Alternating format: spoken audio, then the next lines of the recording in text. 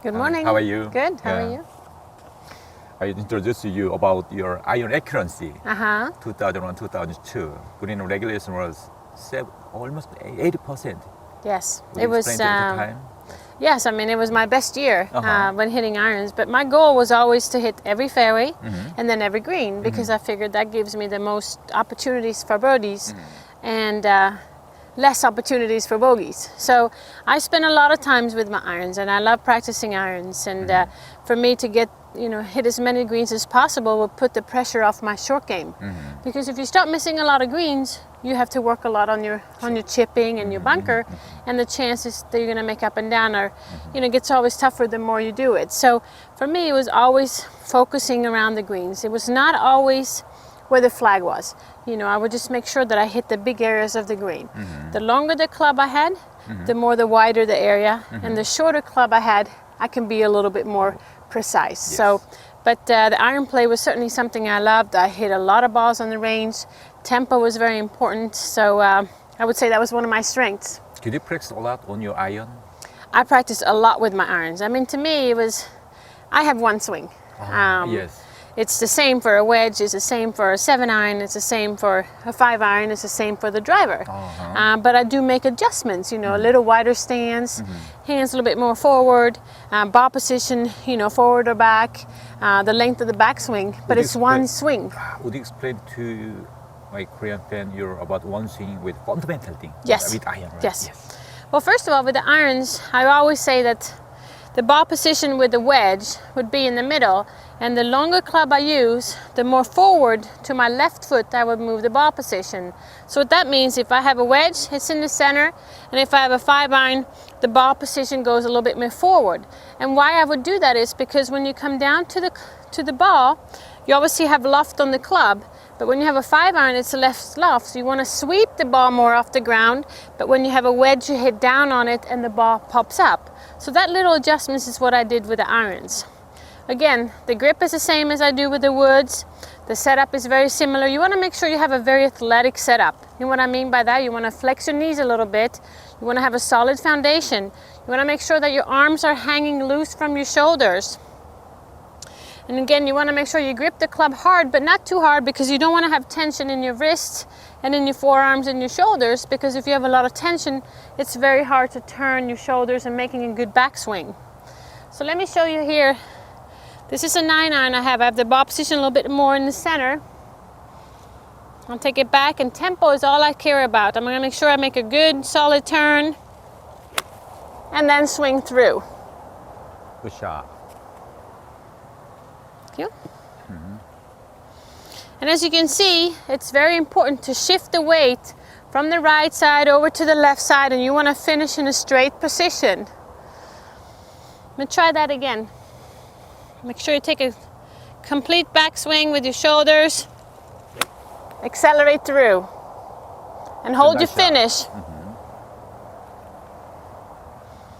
Yeah, that means to cover first lobe iron play, down makes up.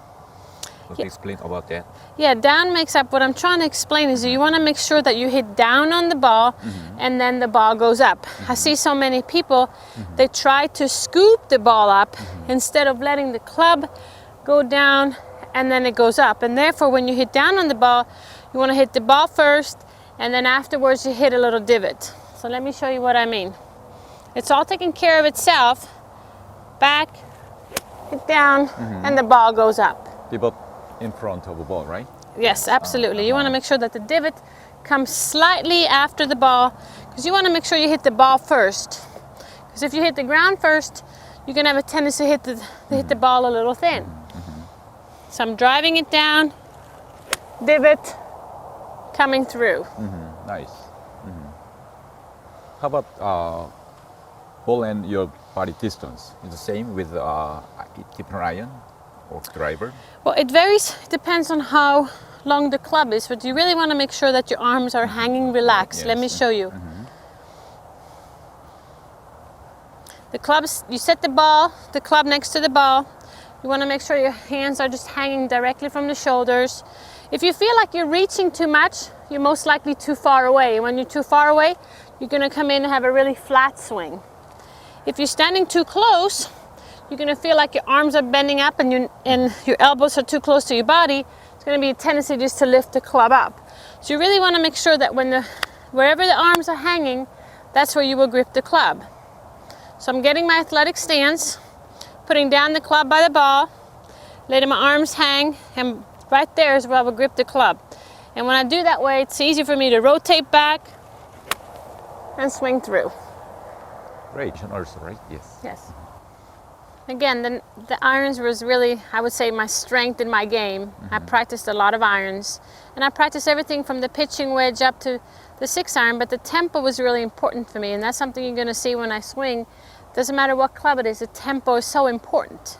And what that does, obviously, it's easy for me to come into the ball consistently, but also help me with my accuracy on the distance. You know, one thing is to hit the ball straight, but do you know exactly how far you hit it? Do you know that you hit your 9-iron 130 yards? Do you know that you hit your 6-iron 160? And the thing is, if you swing consistently, that's going to help you with your distance control. And when you're playing on in a course where there's maybe a bunker in front of the green, or if there's a lake in front, you really need to trust your distance. You really need to trust, the accuracy of your irons and not stand over the ball and feel like you have to push a little extra or swing a little softer because you don't know exactly how far you hit it. So let me just show you that this is a tempo that I would swing with most of my club. And some people will say, oh, it looks like you're only swinging 80%. Well, it is probably only 80, but I can do the 80 all the time in the same way. Nice shot. Thank you. So you do all the time 80% of your power? 80% of my power. I mean, it makes, first of all, when I do the same, I have a feeling how far I will hit it. To get more accuracy?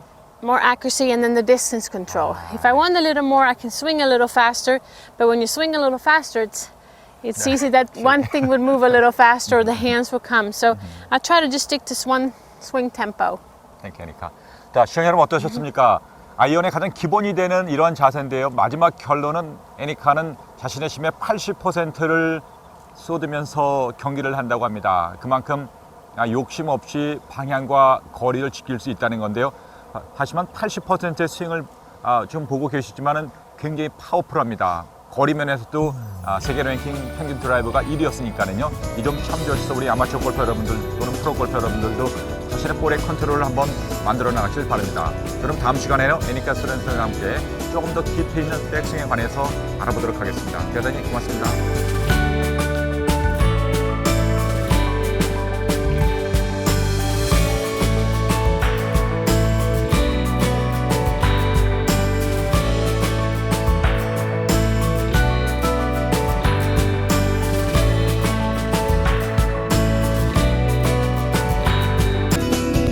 골퍼 여러분, 이번 시간에 시청하신 레슨은 어떠셨습니까?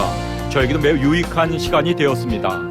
다음 시간에도 세계 최고의 프로 골퍼들이 전하는 또 다른 흥미로운 주제를 가지고 시청자 여러분을 찾아뵙겠습니다. 지금까지 전욱휴의 월드그레이트 티처스를 시청해 주셔서 대단히 감사합니다.